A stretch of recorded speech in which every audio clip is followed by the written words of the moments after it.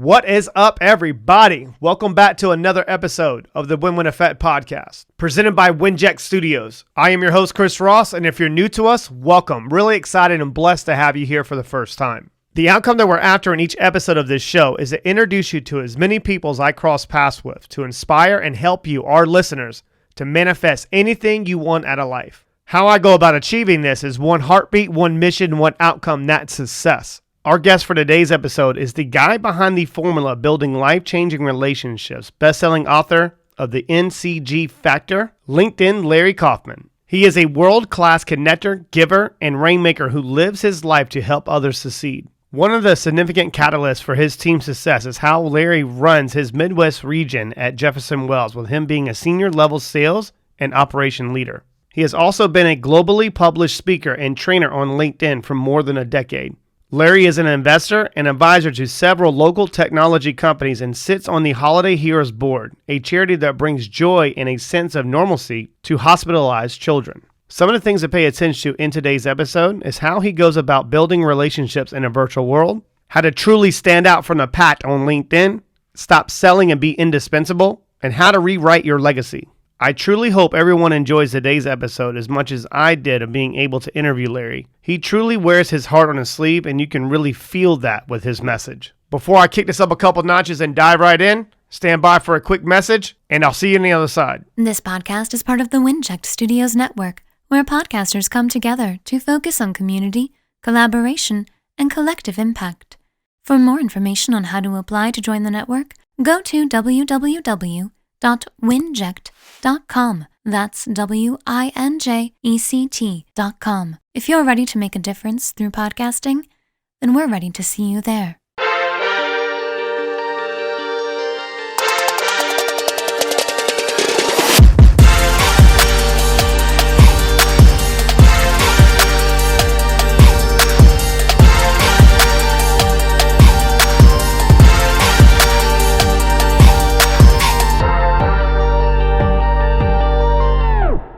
What is shaking, world? Hope everyone is doing well out there. Mr. LinkedIn Larry, but I like to say laugh out loud Larry, because he does have a beautiful beautiful way of going about explaining things from me kind of digging in. I appreciate you coming on the show, Larry. Chris, thank you for having me. I'm so happy to be here today. There's so much we can go into detail, and I don't want to go right all the way into this. And I know that we got connected by just a little shout out to Mr. Justin Breen out there. He's an amazing connector, and obviously the methodology behind even the book of you being an author. I know it says LinkedIn Larry, but I don't like to be like everybody else. But that's something you really do, is you connect with people on a deeper level and turning that relationship into a lifelong relationship. And that's a lot of stuff that we'll talk about today, I'm sure. And something for those that maybe don't know this, I was looking for you in a couple of those movies. Is it Plane, Trains, and Automobiles? I was looking for you in the movie. You'd have to be very good with the freeze frame. I was like, he's famous. He won an Oscar. No, not even close. But yeah, man, I appreciate you being on. It really does mean a lot to me. And thank you so much for the book. We'll talk a lot about this. The NCG Factor, that's the big thing for... It was what top best-selling book that came out. How long has it been out? I can't remember the credits. So I think it's been at least 4 years, right? A little bit less. Came out July of 2019, but it feels like 4 years. Yeah. Well, I'm thinking this past year has been 4 years for myself. Going into the virtual type of world completely. I mean, I've been lucky. I've been blessed in my business career and having an opportunity to start building some companies before COVID that we're running virtually and looking at different ways of opportunities and trying to reach different clients in a larger scale. But even I think in the past year, me like doing the podcast show and me doing certain things, I've had to learn how to be a little bit more tech savvy in today's marketplace. Normally I would have a video editor on decent. Here's a microphone, Chris. The sound's perfect, and they just hit the button. But that's not the case any longer. I've had to learn how to really operate in this space. Well, you've got a crew. This is my crew. But how's everything in Chi-Town right now? Chi-Town is good. We are actually just starting to open up. going back to indoor dining, which is really huge because the restaurant owners have been hugely impacted here Mhm. in Illinois, especially downtown Chicago and surrounding suburbs. So just really happy for them to actually be able to get some customers in the door. Right, 100%. Especially with the business. I know everything's starting to open back up now, but I mean, how have you adapted with the times over the last year in business? So my team and I oversee a team of almost 50 here in the Midwest region of the United States. And basically, we've had to adapt. We've had to adjust. Some of our clients have not fared well, and we've had to shift focus. We've had to shift how we prospect and interact with our prospects and clients, and how we deliver solutions to our clients in a virtual way. And so it's been a learning experience. And even me as a international speaker, I've had to adapt to be virtual. Right. And you're ahead of the times with your podcasting, your businesses. I had always turned down those virtual speaking events because I like the live audience, and I had to completely shift the way I do things. And it's worked out well. I still miss that audience, Me too. I interaction. still miss it as well. I mean, that's one thing that I'm very conscious of is how I show up and transfer energy. And for those who know what I mean by that and maybe have tuned into maybe some previous episodes, I'm very conscious of how I'm transferring energy into you. And from the impact that I'm making, good or bad, I'm going to pick up on that with my emotional intelligence. And if it's a good feeling and you're obviously, I'm transferring that positively into you and you're seeing and you're understanding the vision or understanding and feeling the passion behind what I'm saying, not understanding it as an intellect, but really feeling it, that you can make an everlasting impact with someone. And that goes right back into me and it fuels me. I know that that's something I do miss with being in person and speaking in front of an audience, because there's nothing better for me at watching a rush with it in an event and they just go nuts getting into that trance, and that just pumps me up even more. I mean, how is that something that maybe you learn over time as in speaking, for those who maybe don't understand, have never experienced that type of feeling before, making an impact in the audience, like as in with people? I mean, is that something you learn over time, or is that something it just comes with you looking at different areas of opportunity with the audience? I think it's more the latter, and I Okay. think it just, to me, probably was more natural. I have a very sarcastic sense of humor, and Yeah. so to see and hear that. So instead, when I do these virtual, and I get a message back, Larry, you are so funny, and my wife doesn't think so, but that's fine. But when I hear like, Larry, you are so funny, but I'm not getting that direct impact during. It's like an after effect. So I don't know. Was I funny? Did I make anyone smile? And some of mine are actually recorded. So months later, hey Larry, I just watched your virtual event, It's and like I really forgot. it was entertaining. So yeah, it's hard, but I agree with you, like that energy, the laughter, or just that interaction with someone that asks a question, and you could directly speak to them. It's just phenomenal, and that's what's missing. But hey, we have to adapt, and we're going to get back there Mhm. sooner than later. Slowly in time. And I think if you take some time right now, especially during this uncertain times, and really digging in and figuring out a different approach, you're just going to bulletproof yourself for the inevitable later on. I mean, when everything does open back up, you're a little bit more equipped and you're looking at life a different way. And maybe just being grateful for the opportunity and speaking in front of a huge crowd again. That might be something to even look at with a different outlook. Well, virtually we can get to more people Yes. than we ever could, and so I think that's a phenomenal thing too. So that's the positive, is that we could touch more people nationally, internationally with these virtual events that maybe you couldn't before. So I'm touching more people than I ever have. So I think that's a positive. You've been on quite a few shows I've seen. Is it just because of the COVID thing and you're kind of like adapting to the times and adapting and just trying to reach people in a virtual type of stage? I think that's been a part of it. I think the book, the word's getting out, it starts to spread, the Justin Breens and other people Yeah. He's like good. yourself, they start to, spread that word, and, people have more interest. And the book really aligns nicely to building relationships as well in a virtual environment. So that's kind of been a hot topic. I've read a lot of books and I just shared this with you before we kind of hit record for the listeners. I consume tons of content. I'm an active reader. I've read tons of books, and more so, even in the last year, I've kind of went from listening to books than really forcing myself to read, because I don't know if you know this. I was undiagnosed dyslexic, and I had a hard time reading information and really sticking in. So I learned a different way of doing it. Now, more like I'll go a little slower, but I'll take a ruler and go down the book, which I've actually fell in love with actually reading like actual physical book now rather than just listening to it. Maybe it's just the way my mind works now. I don't know. Maybe I'm just getting older. I'm not sure. Or I got good context. But when I was reading this book, and it's a good read all the way through cover to cover, all the way to the end of the book, because there's a lot of different ways and perspectives of changing a little bit and bringing something different to the reader. And I really thought that was impactful for even myself, because it's not just, hey, this is LinkedIn Larry, this is my message, and here's my point of view, here's my feelings, here's my beliefs, here's the conviction, believe this, and this is what you can do, and you'll make XYZ type of money. You've read all these books, right? That have that way. And I love that you have different perspectives in the book.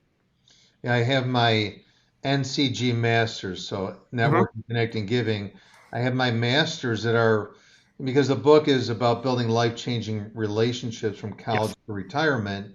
I have someone who was an intern at a company that I was helping, and helping that person understand about building these relationships, being a connector, giver, all the way to, people that were more, on that retirement spectrum, and some in between, and, someone from Secret Service and someone from the Air Force. So a real diverse mix, but from their perspective, like you said, not just mine. I didn't want to talk at people. I want people to hear from other people too, and from their perspectives to, an ex, professional football player who Right. has played a pivotal role in my life and the life of my son. And I read that in there. Desmond Clark, correct? Desmond Clark from the Chicago Bears.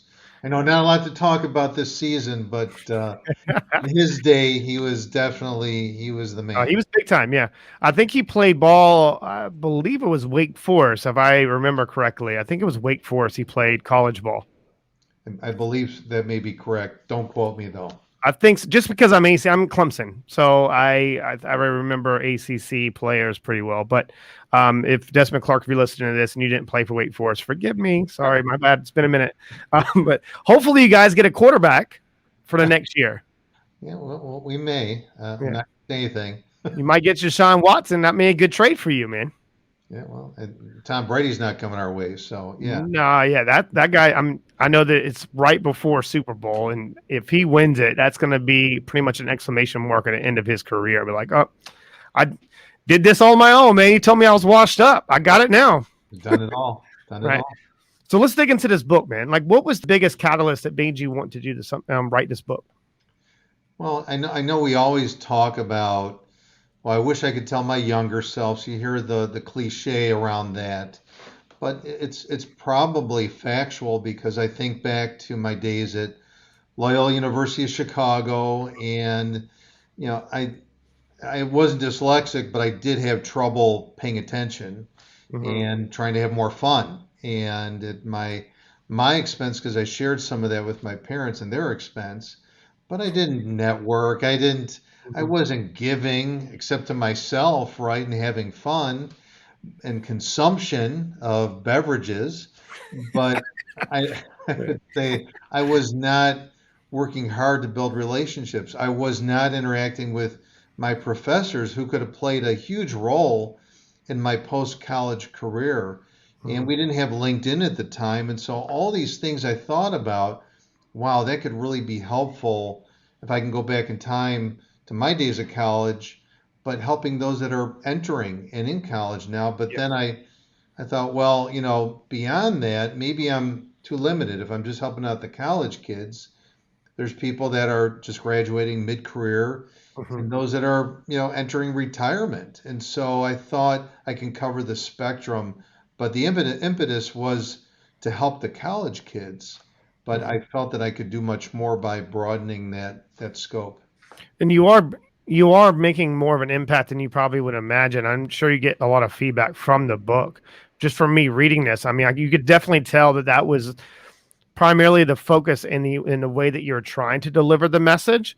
But I think that anybody in their career, I mean, especially right now with this COVID stuff, people have lost opportunities and maybe they've been laid off and they want to figure, okay, how can I leverage LinkedIn or how can I connect with people on a deeper level and really get myself out there? Because just think about this for a second. I meet a lot of entrepreneurs and I meet a lot of people that may be in different areas of industries and they go, oh, I'm too old, or I don't think I have what it takes to really start a business and taking it to the next level. You just need to have value and substance behind you and then meeting the right people. And that's something that you can, if you read this book, it's all about networking, connecting, and giving.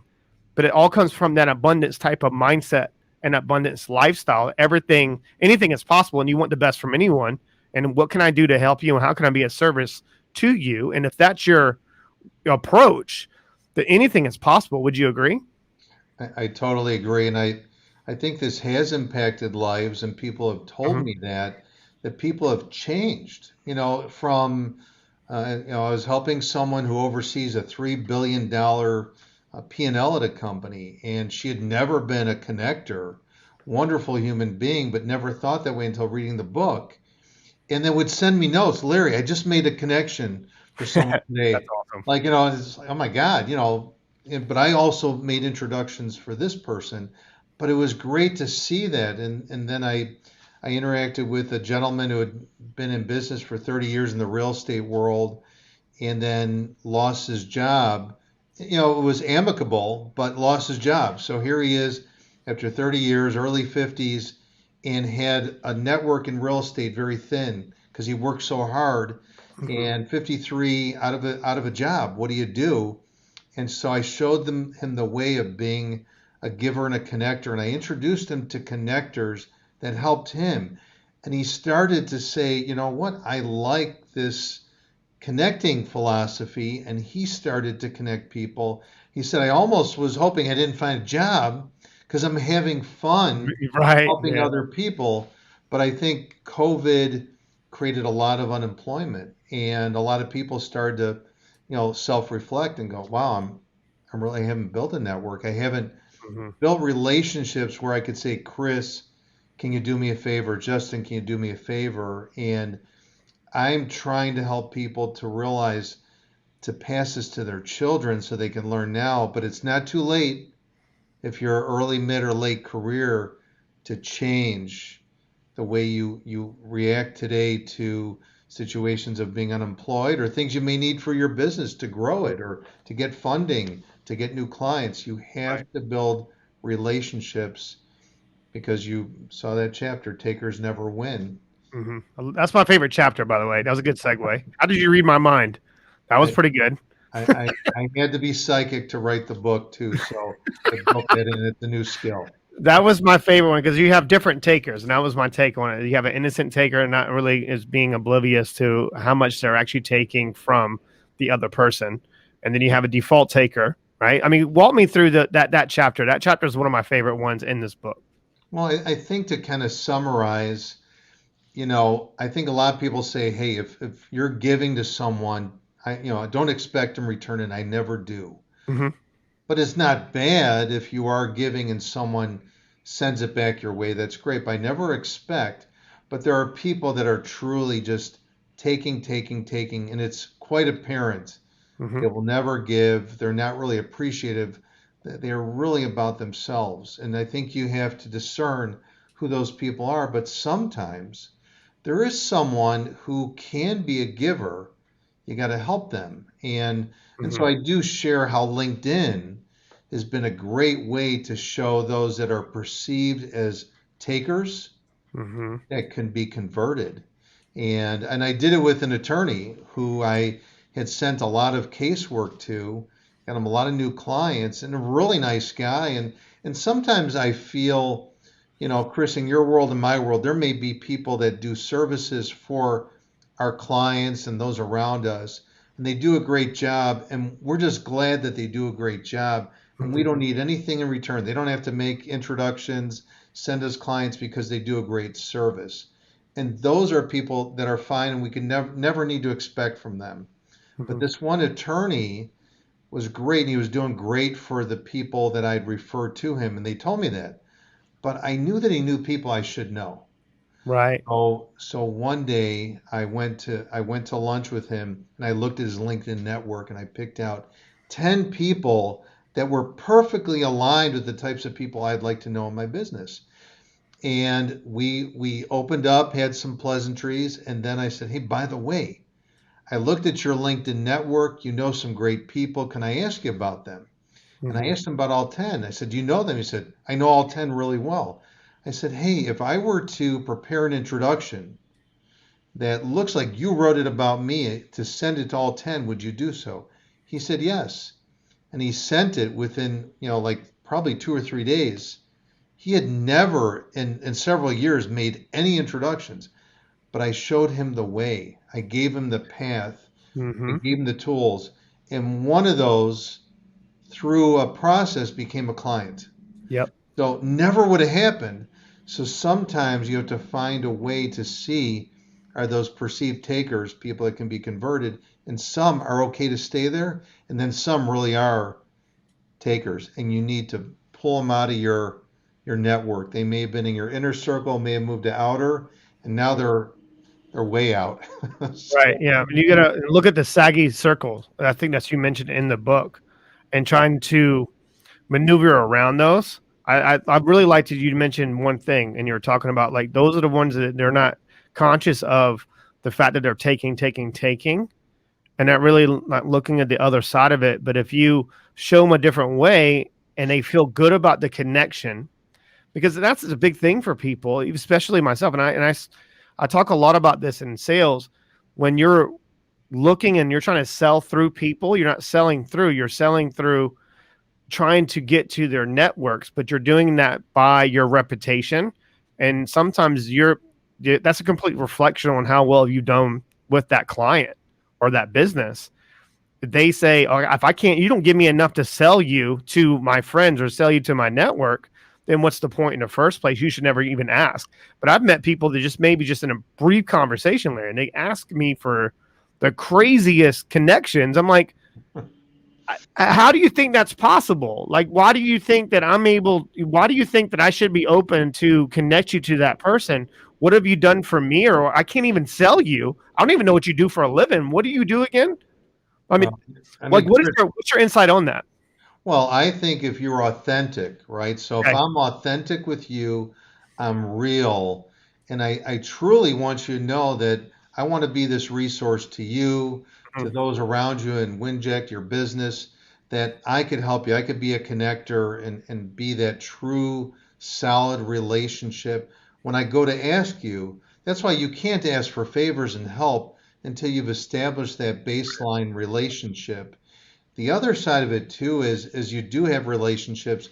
I think people were they weren't definitive. So when I worked in public accounting years ago, I talked to a lot of trusted advisors, and I would say, well, who are your ideal clients? And they would say, well, anyone 20 million to 500 million in revenue. And I like CEOs and CFOs. My God, I know a ton of those people. No, I want to know Chris Ross. Oh, I could help you.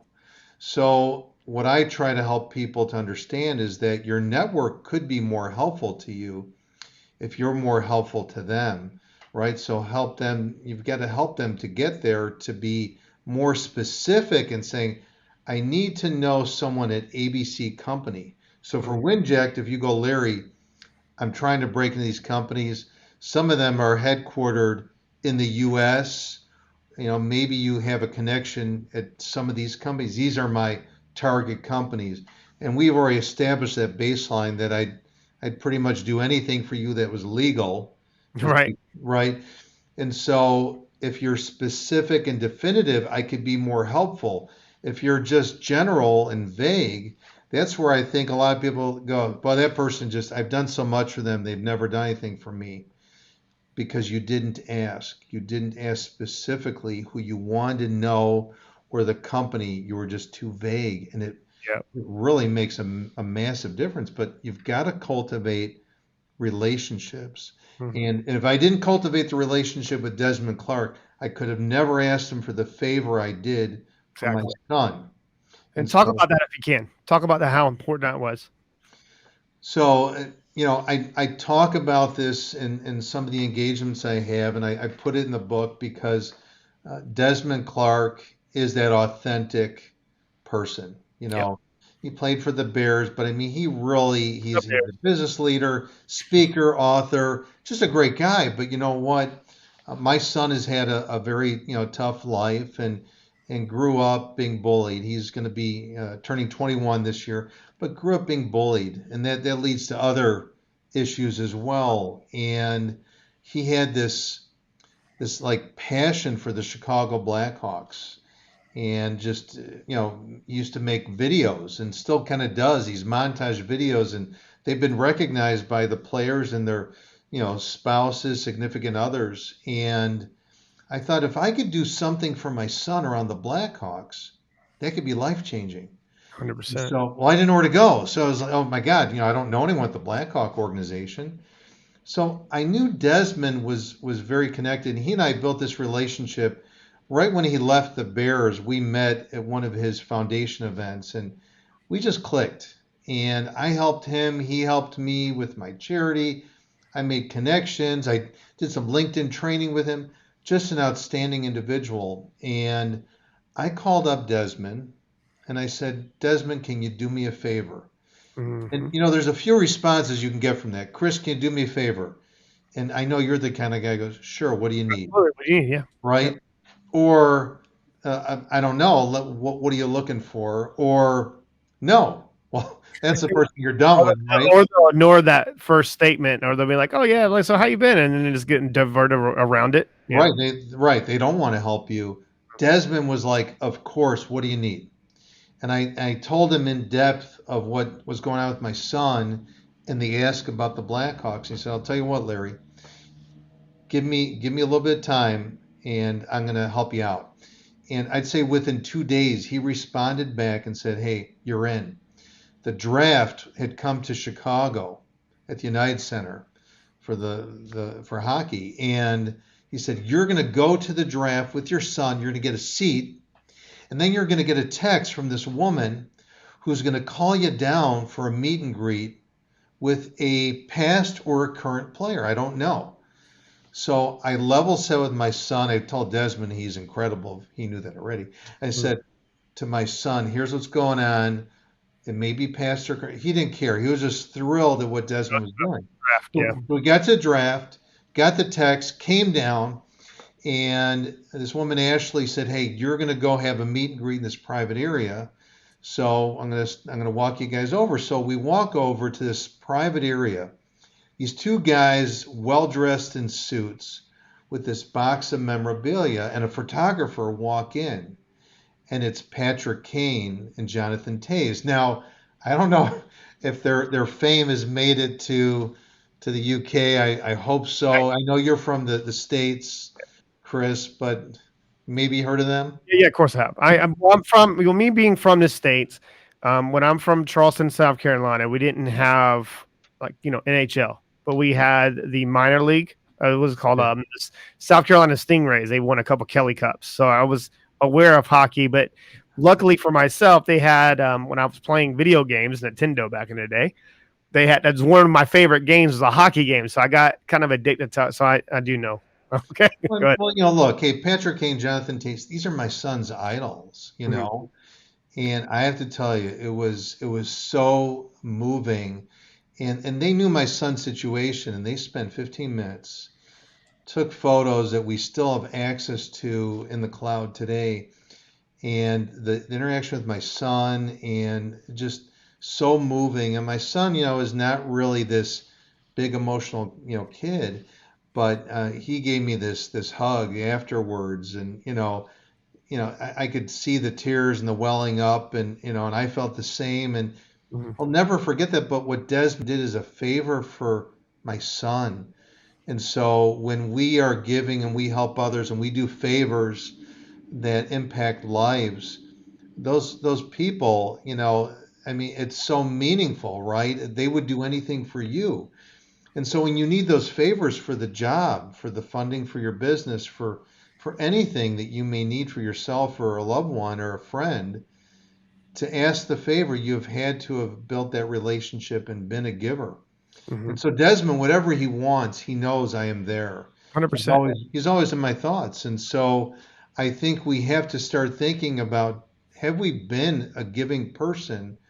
And if something happens, do we have a list of people that we could reach out to for help, for a favor? And, Even and for I those, know, even I for know, those that don't want to ask for that favor, and if you have a really good relationship with that person and they're going through something, and if you're using your emotional intelligence and you really cherish that relationship, then you want to help them any way that you can. Like people don't, I make it my business to know what people want or are expiring in life without them telling me. That's my business. Like I want to know what's going on, and I do that by asking the right questions and really feeling what's going on in the world. But they don't have to say, Chris, I need a favor from you. It's like you mentioned you being psychic a little bit. You have to put yourself in that frame of their mind of going, if I was Larry, what would I need if I was looking at my relationship, and what can I do for Larry to be of service? and you're right, and it goes beyond business. And Chris, you were very sharing of your personal life with me, before today and today. And I would say, especially given COVID, it's opened up some eyes that we need to dig a little deeper, and ask people how they're really doing. And I've asked my staff, I've sent out messages, hey, how are all of you doing? And I work for a division of Manpower Group. We put people to work, but sometimes my teams forget about that. And I reached out to my team. I said, how are you all doing? Manpower put my son to work over the holidays. Is anyone having trouble with a family member that's in need of a job? And one of my, people on the staff said, my son lost his job, is really looking for a job. And I actually connected this woman on the team to someone under the Manpower umbrella, and ultimately he got a job. Yeah. And she was really grateful. But I think asking people, how are you really doing? And you're right, you may not be able, I can't help you with we talked about, I can't help you with everything. Of course, yeah. Sometimes just listening is a good thing, but I may hear something when I ask about someone's family, personal life, their company, their job, and it's in a click. Or, when I hear someone's, divorced and, maybe open to dating again. I love doing those connections. I know it sounds weird. You got to be very tactful how you ask that. Right. But Long way down the road, my man. but it's premature. But yeah. It's a long way down the road. I mean, I didn't even look. That's not even the same street, But but now letting me know it's there. Yeah, I'm there, Chris. So you planted a seed, bro. I got you. so but those are the things that you have to think about, Right. and you have to ask about of those around you, your friends, your family, those that work for and with you, and really being heartfelt. And Yes, sir. Love that. There's two things I want to touch on just real quick when you mentioned this. When you, especially, years before, okay, we're talking maybe 10 years, maybe 15. And we had this things called business cards. Okay. And we go to an event, and I suffer from this. I would be in education space, and I would go to an event, and I would come back home with like 30 freaking business cards. Okay. But that's how I view social media now, as a business card. That's your business card, is social media. Me giving that personal connection is going to get them there and seeing and learning a little bit more in depth about you. And I know that we see eye to eye on a lot of different ways, but I want to hear your take on how impactful it is, not just to give someone your business card or point them in the right direction, or maybe connect with them on a LinkedIn type of platform. But what is your take on setting up the foundation of a relationship to really build on? Well, it's a great, thought and question because, when we can go to events, right, we'd meet up with people, we'd collect business cards, and you ultimately end up talking to a couple people in many cases that you hope to never see again, right? Yeah. But, I feel that on LinkedIn or at a live event or a virtual event, we do connect with people, but I think it's not just to get their contact information. It's There we go. right, Okay. Chris. Wow, you're pretty interesting. So tell me more about yourself. I like to learn even at that event more about someone a little bit personally. So tell me about family in this world of being virtual. I may say, so who else is taking up Wi-Fi at the house? So kind of a creative way to ask Yeah. about who else is at the house, but I want to learn about the person professionally and personally and think about them and how I could be helpful. I'm putting myself on the back burner. I'm not thinking about, oh, hey, I need to know this person, that person. I'm thinking about the person I'm talking to, learning about them, because maybe you don't have a lot of time. And on LinkedIn, people send invites. You've got to be creative, send a customized invitation and set up that, hey, I want to talk with you instead of selling me the moment I accept your invitation. Absolutely. Like, come on, man. Like, Yeah. I get them all the time. They'll even do it like me accepting. I'm like, oh my gosh. I mean, okay, here's another point. What is your take on audio notes on LinkedIn? I know how I feel about it. I love it. But and I wasn't trying to, like, I guess you to kind of establish your answer, but I love the audio note because it kind of gives me a snapshot to your personality, and I can feel you a little bit, like obviously in a virtual way of knowing your true intentions, and that's just using my emotional intelligence. But would you give that advice to someone maybe kind of cold turkey reaching out? Would it the best way of going about doing it would be an audio note? Because I see a lot more of these now. And so I would tell you the audio notes are great, which is the ability to record a message. But typically you have to be connected Yes. to the person Okay. you're sending it to, right? But, I would say if you can't do that, you could incorporate a video that you record and incorporate it. But it's difficult when you're just putting words and you're customizing a message and it's very salesy. You have to come up with an authentic message to connect. And then once you connect, don't go for the jugular. Go for, hey, Chris, I'd love to just connect virtually, learn more about you, A how I can virtual be, cup of coffee. Yeah. and how I Love can it. be helpful to you. Put yourself out of the equation. Your goal is to get a conversation, and then you could figure out where's it going to go from there. But you know what? I think people are too quick, and this is not the time. It may not be for a while to go right for the jugular, to maybe just take a little bit of time to get to know someone, see how you could be helpful to them. And it's funny, it will come around. Well, Larry, what do you do? How can I help you? And I know for you that happens. I know for Justin it happens for me. It's because I'm being authentic, I'm being real, and I'm not thinking about, I need this. Mhm. It will come, but patience is really important today. Mhm. I like that you just said that, and they say patience is a virtue. That's one of the major reasons why I grew out a beard early part of the last year, just to have a little bit more patience. I think Looks good. like thank you. Being in a hard charging type of entrepreneur type of way, and me coming from sales, and we both share that. But you having a great personality, being highly sarcastic, and I speak sarcasm is like my second language, so I speak it fluent in a lot of different ways, and I think you have to be, and Right. especially in that type of game, and it really does help with you. Like, I guess being quick on your feet and on one-liners and someone saying something funny, and then you not being socially awkward. And have found in today's times people being a little bit more antisocial because they're not interacting face to face with anyone anymore, and they don't really know how to react virtually. But one thing I will tell people when they're doing an audio note and they're looking at someone's content, I like to pick out something very specific to talk about as an introduction for me. So I might say, okay, Larry, here's your book. And I see that you wrote this book about, building life-changing relationships from college to retirement. And then I'll go and dig into a little bit and maybe some things you've done on YouTube, or I'll look at it in a different platform and I'll pick out something very specific that resonates with me, not picking out something specific just because it's going to just stick out for you, but where does it resonate and how does it connect with me? And I pick out that connection of how it resonates and I communicate that piece.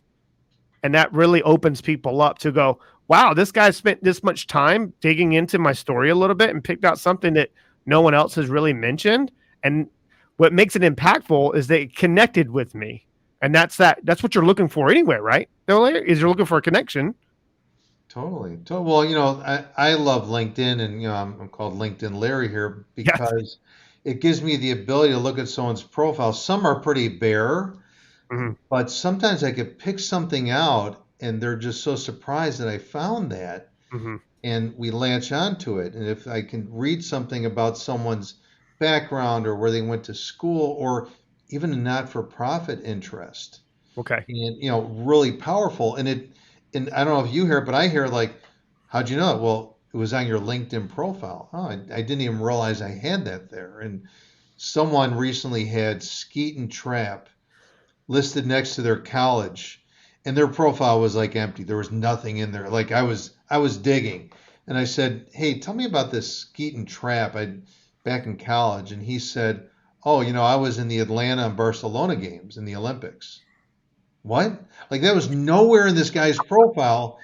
How many people in the world are Olympians? Right. I said, okay, that's going in your headline. We're changing everything. You've got to highlight that because how many people in the world have been in the Olympics? Even though it was Skeet and Trap, that's still pretty cool. I couldn't do it.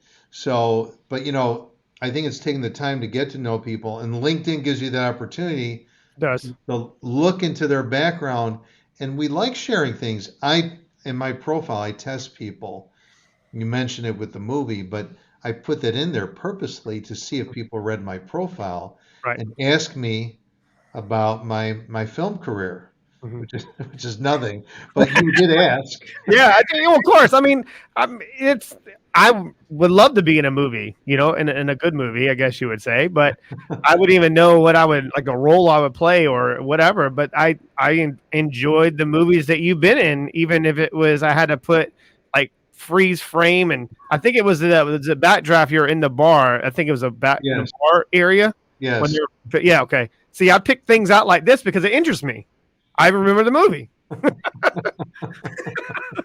Like, I don't know why my mind works the way it does, but I've always picked out certain things that interest me, and I like to ask those questions. And I've always been that weirdo that looks at things a little differently than most people. I think because I come from an engineering background, so I look at things backwards, typically. Then I'll look at them, okay, what's wrong with it? How can I improve it? And that's how I look at relationships, even premature relationships, and trying to build a relationship with someone. I'll go, hey, I was looking at your profile. Hey, I was looking at your business model, and I was seeing there's an area of opportunity right there. I'm not sure if you looked at it this way, but if you were open for me to share that with you, send me a message back. That's my leverage piece. I spark their interest. Smart. Now they're going to be like, well, what is he talking about? So I have to ask the next question, and now I got engagement. I asked for permission, not just dumping or info dropping. And be like, hey, man, go to this free webinar where one of my businesses or one of my people are going to sell you, and it's not even going to be me because it's going to be pre-recorded. Just no personal touch to it at all. But you're showing an interest in the other person. You're taking the time to do that. It's not weird. It's not strange. It's smart. And not enough people do. And I have these virtual conversations all the time, and they're really one-sided. It's me asking about that person. And I will tell you, many of the conversations, because I'm out to help others, I don't think about myself. They never asked me if I was married, kids, what I do for a living. Don't know about my book. Never looked at my LinkedIn profile. And I'm talking people in transition and people working. It's unfortunate. And the ones that show that interest like you did, Chris, that's meaningful. People do want to feel engaged in a conversation that is not one-sided, and so I think what you're doing is smart. All right. Thank you. Some people will be like, you're a little stockish. I won't think now, like on LinkedIn, I've actually neglected my LinkedIn for a very long time. When I left corporate America, I kind of, I'll move it over here because I was, in international sales, education type of stuff. And I kind of like neglected my relationships on LinkedIn. But now I'm starting to get back used to communicating on that type of level. Because, of course, the podcast is out there. I get a lot of great feedback from listeners of the show, and it just blows my mind of the power of podcasting and the networks. Like, making an even long story short, I went downstairs. They have a concierge type of service, and I didn't even know that they listened to my show. Okay. Never said, hey, listen to my show. I'm not that weirdo, right? That's but good. I went downstairs and I just picked up mail. And if they're probably listening to this, they're going to be like, you talked about me the other day. But I didn't catch it until I walked off and I had to walk right back. She goes, the lady, one of the concierges or one of the secretaries or people that answer the phones. I say hello every once in a while. I'm getting the mail or whatever. And she goes, Happy Money Monday. And it was Monday that day. Happy Money Monday. I didn't catch it, but I always say that. Any day that ends in Y, I always start it with a money in front of it. Any day that ends in Y in entrepreneurship, you got to be making money. Or you just have a hobby. Right. So I usually would say something like that. And I walk back. I'm like, I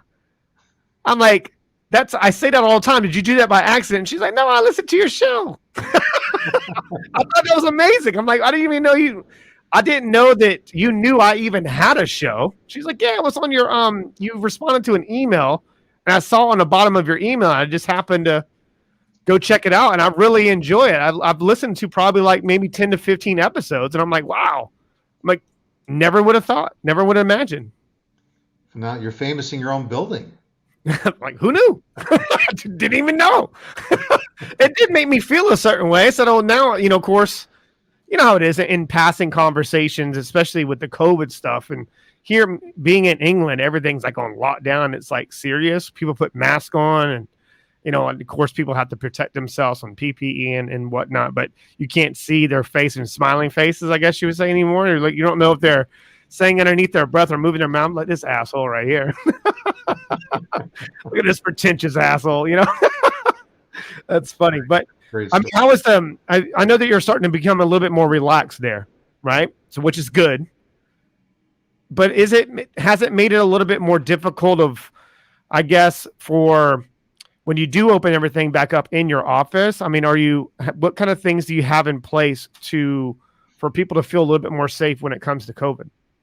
I mean, we've have the separate areas, distanced, all the sanitation, dividers.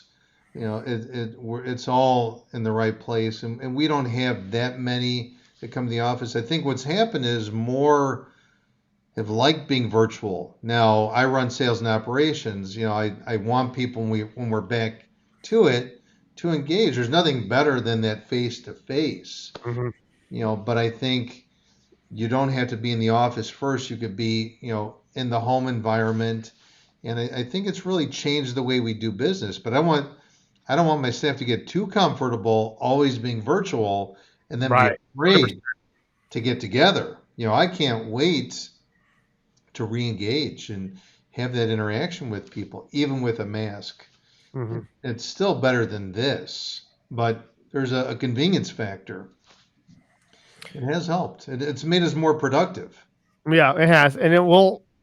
Those who have taken this time on their own to put in a little bit of extra work and figuring out how they're going to adapt when everything does open back up, those are the ones you're going to see really take off in the next year of taking that extra time. Because I know how it is, man. I mean, I own businesses. So it's like when I'm running a virtual business, I can't be there and knowing what's happening. Are they really putting in the extra work? Or are they doing a bare minimum? I mean, because some people have to be micromanaged. I don't micromanage, but I'll make sure things are in place for me to understand the KPIs and how I'm driving the business, or if it's not driving, if it's inactive. But when you're looking at it that way, and especially when it's sales, because that's a heartbeat, man. Like, it's a lot of energy when it comes to that. And I think you mentioned that in the connecting part of your book. The factor is splicing two energies together. But if you don't have that synergy within your own company, especially when it comes to sales, that makes it really difficult to communicate that over to your buyers or communicate it over to you. Doesn't matter. I mean, if you don't have energy and you have to build on, it makes it really difficult. So what are some things that you kind of have in the works to kind of prep your, I guess, your employees on making sure they're going to be conscious of, okay, is it too much? Is it not too much for me to connect on that type of way? But I mean, what are your thoughts on this? Well, I think in general, before thinking we're going back, Okay. we had to sit down, we had to talk about how are people feeling? How's my own staff doing mentally, emotionally? How are clients doing, right? Are their businesses back? Were they essential? Mhm. Are they moving to a virtual model? So I think what we're doing now is we're gauging that with our clients. What's the plan? Are you going to open up physical offices? Did you close down offices? Are you going to be doing less traveling?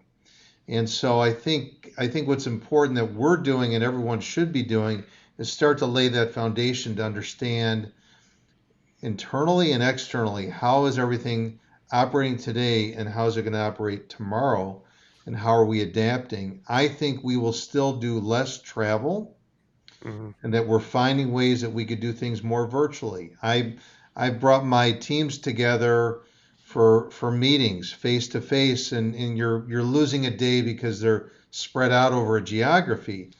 Well, you know what? Doing this virtually, or before maybe it was a conference call versus a webinar, a Teams or a Zoom, that may be more productive. It's not going to take away from the relationship, Yes. but it's pulling us all together. So I think it's figuring out how you could still be virtual and using technology and just understanding your clients and those you interact with externally, what they're doing in their business. Right. You're looking at it more as a tool from me kind of picking that apart a little bit with you. So you're looking at that can be a huge benefit rather than something that takes away from your business. So you're looking at more of positive rather than negative.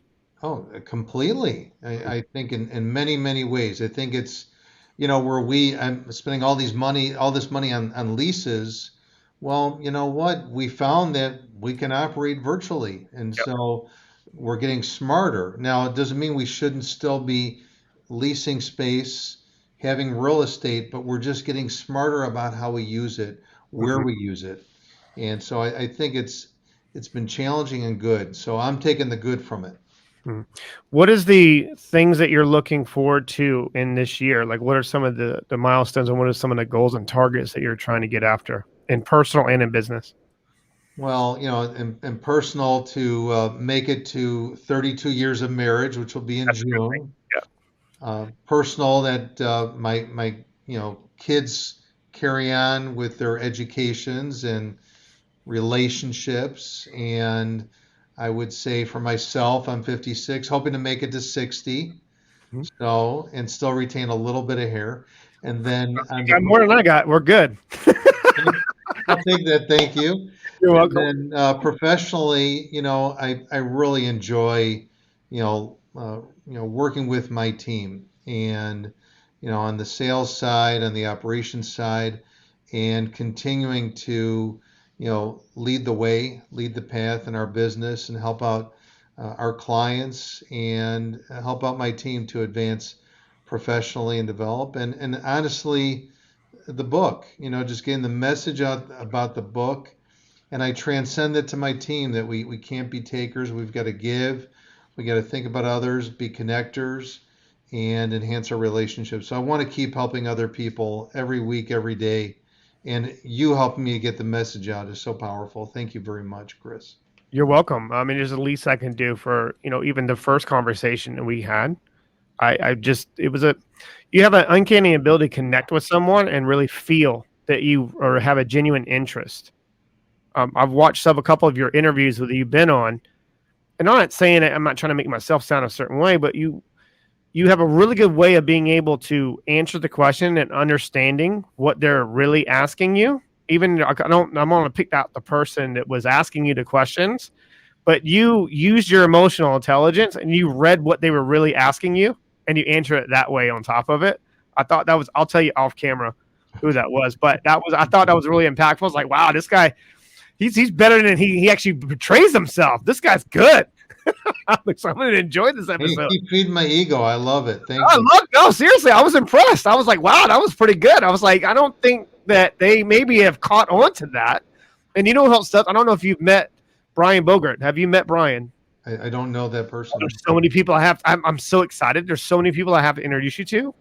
And I'm surprised that Mr. Justin did not do this just yet. And that's why I'm more excited, because I'm like, haha, I got you. You could beat him to it. Okay. I beat you to it. But what are some of the things that maybe that I can do for you personally? I mean, have you thought about that just yet on some of the connections, or like what are some ways that I can be more of a benefit to you?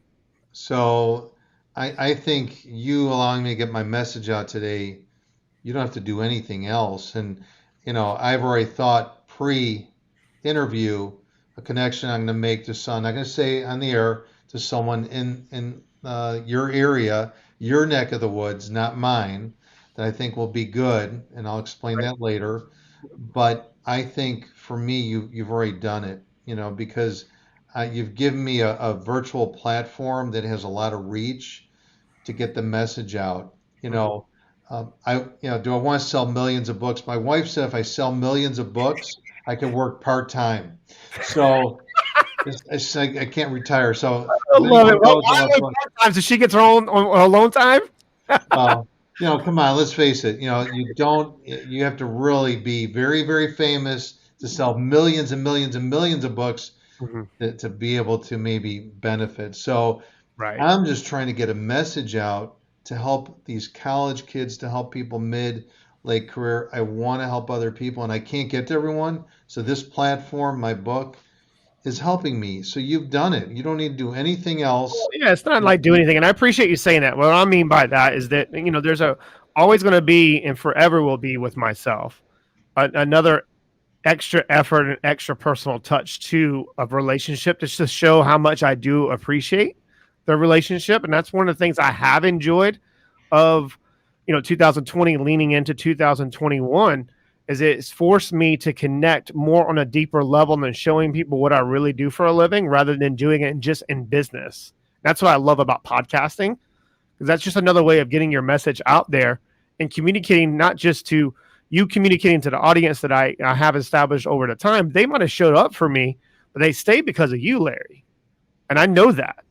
So that's my way of showing, like, hey, I don't care how much, you don't have to ask me. That's what I mentioned. I was like, I make it my business to know what you wanting, or what you're, kind of like your things that you have in a horizon. And then I'm going to use my emotional intelligence to go, hey, I have another connection for you. I have this, I have that, I have this.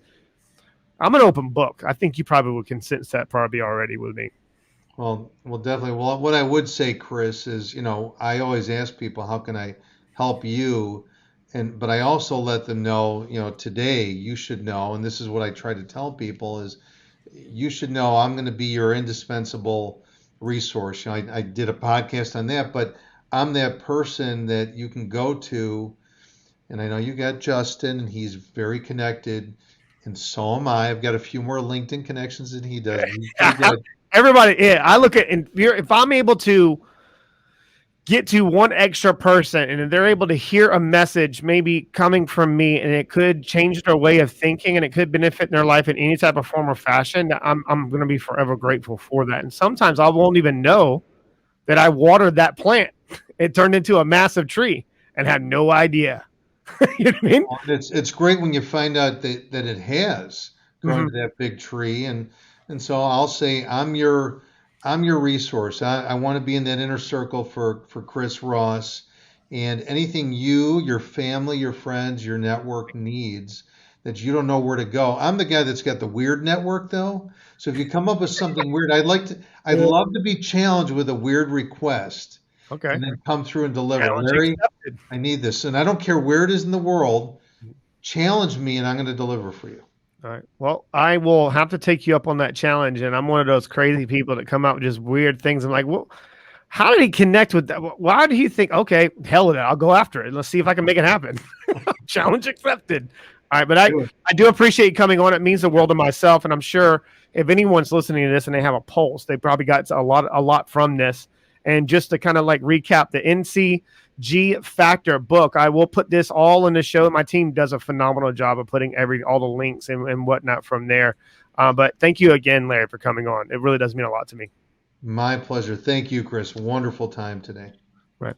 Guys, y'all be well, be safe, be you. Make sure you go grab this book, and any kind of questions, comments, concerns that you do have, make sure you're putting in the feedback forms. If you want me to connect you to Larry as well, his team, whatever he's doing, guys, he's an open book, as you probably can sense. So other than that, guys, y'all be well, be you, be great. Peace out. Y'all take care.